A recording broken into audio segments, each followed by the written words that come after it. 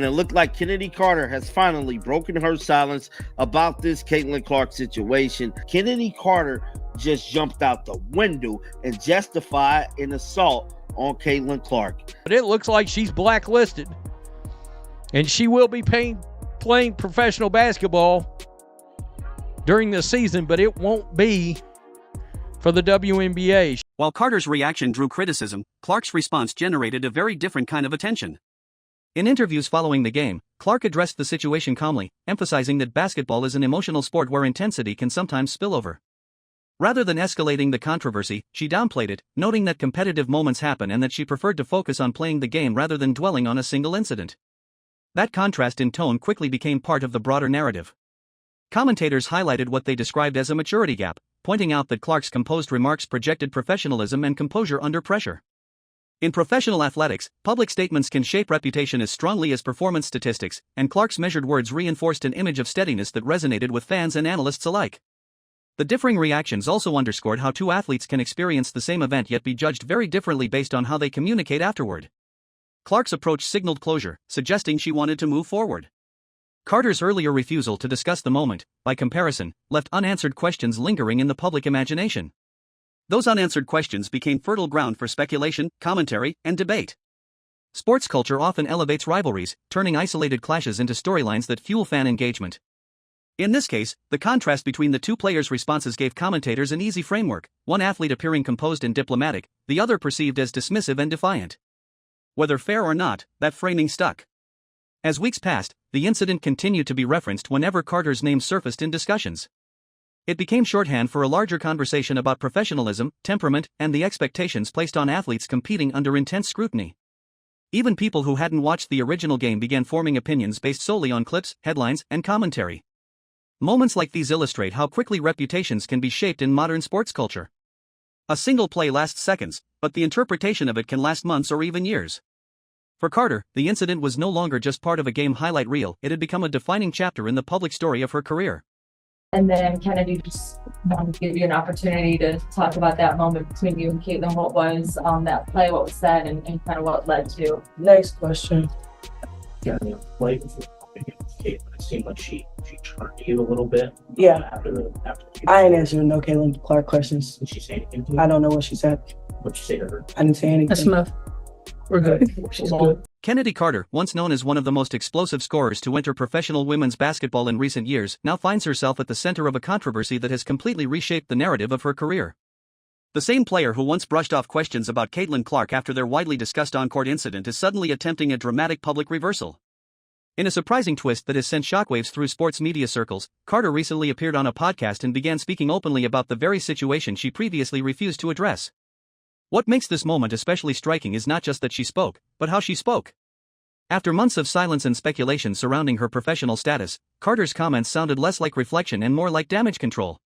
She attempted to revisit the infamous foul that sparked league-wide debate, reframing it in a way that cast herself in a more sympathetic light.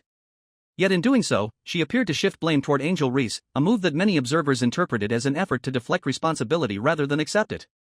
The contrast between Carter's past defiance and her current tone has become a major talking point.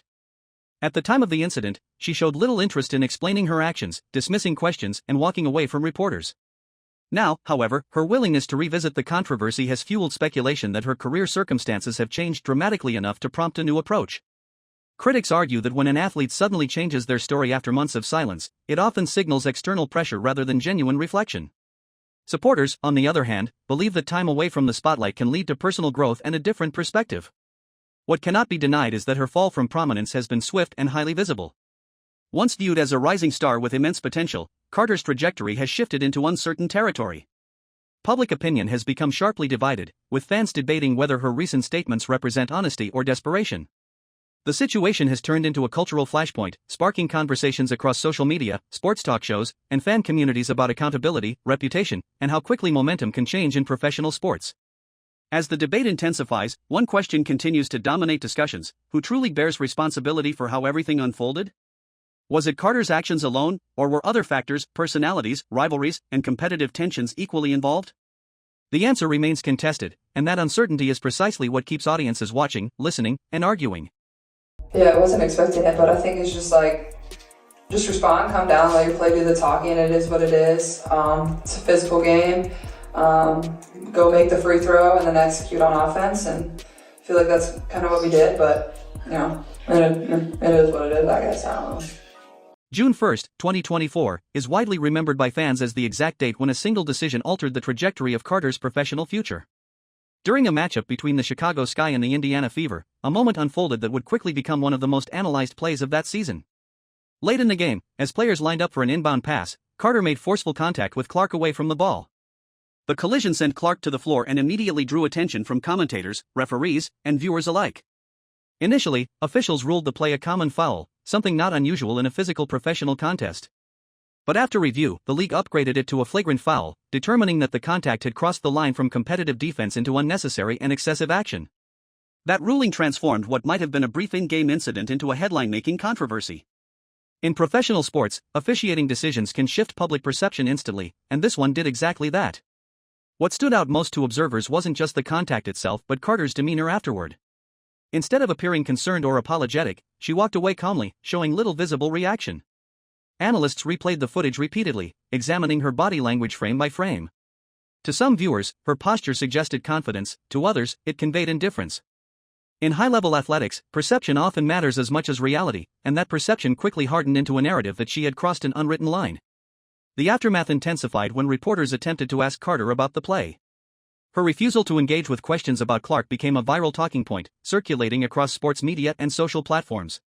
Short statements can sometimes echo louder than long explanations, and her brief dismissal of the topic was interpreted by many executives and analysts as a missed opportunity to show accountability or sportsmanship. Within hours, the incident had evolved from a single foul into a symbol, a moment that commentators framed as representing attitude, professionalism, and the pressures facing athletes in a rapidly growing spotlight. For Carter, what happened in those few seconds on the court would follow her far beyond that game, shaping conversations about her reputation long after the final buzzer sounded. Seriously, she needs to do whatever she can to get some help, get her anger under control, where she will not have another incident like the one where she slammed into Caitlin Clark, but she's out of the league. Inside professional basketball circles, reputation carries enormous weight. League executives, coaches, and team decision-makers evaluate not only talent but also reliability, attitude, and how a player fits into a locker room environment. After the incident, reports suggested that Carter's perceived lack of accountability raised concerns among decision-makers about whether she would be a positive influence within a team structure. In a league where roster spots are limited and competition is fierce, even small doubts can have significant consequences.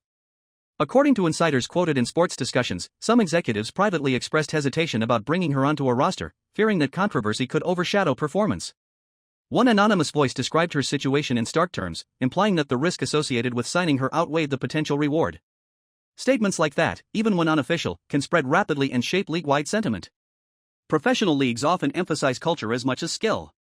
Teams want players who contribute positively both on and off the court, understanding that chemistry can influence results as much as strategy. In that environment, any perception of instability or unpredictability can make organizations cautious. For Carter, the narrative surrounding her behavior began to overshadow her undeniable scoring ability. Observers noted that the incident seemed to mark a turning point. Before it, discussions about her focused largely on her athletic potential and offensive talent. Afterward, conversations shifted toward discipline, temperament, and professionalism. That shift demonstrated how fragile momentum can be in elite sports. One moment, an athlete is praised for promise, the next, they are scrutinized for conduct. The episode also highlighted a generational shift in expectations within professional basketball. Modern leagues increasingly emphasize public image, media awareness, and brand representation. Players are not only competitors but also ambassadors for the sport. When controversies arise, they can influence sponsorships, fan perception, and organizational decisions. Carter's situation became an example cited in debates about how much behavior outside pure performance should factor into career opportunities. Break down that situation that happened. Yeah. So, in basketball a little bit, there's things called talking, what you like to call smack or whatever everybody likes to call it. Yeah. Plays before things are said, that's a part of basketball. Carter's decision to speak publicly after months of silence marked a critical moment in her ongoing effort to reshape her image. Appearing on a podcast provided her with a platform to present her side of the story without interruption, a chance to clarify her intentions and revisit the incident that had followed her for so long. In theory, such appearances can help athletes reconnect with audiences and demonstrate personal growth. In practice, they can also intensify scrutiny, especially when listeners are already divided in their opinions. Instead of offering a straightforward acknowledgement of wrongdoing, Carter's remarks struck many viewers as an attempt to reinterpret events. She described the play, the circumstances, and her mindset, but critics argued that her explanation avoided taking full responsibility. Some listeners felt she was minimizing the seriousness of the moment, while others believed she was simply defending herself against what she saw as exaggerated criticism. The reaction online was immediate and intense.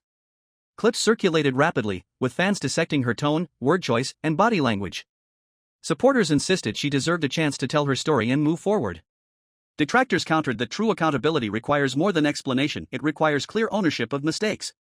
The divide highlighted how public opinion can become entrenched once a narrative forms. What makes her situation especially compelling is the broader lesson it offers about reputation in professional sports. Talent can open doors, but perception often determines how long they stay open. Carter's journey illustrates how quickly fortunes can shift and how challenging it can be to rebuild trust once it has been shaken. Ultimately, her attempt to address the past did not end the conversation, it reignited it. Whether her words will eventually help repair her standing or further complicate it remains uncertain. What is clear is that the story is no longer just about a single play in a single game. It has become a larger discussion about accountability, second chances, and the fine balance between competitive fire and professional responsibility.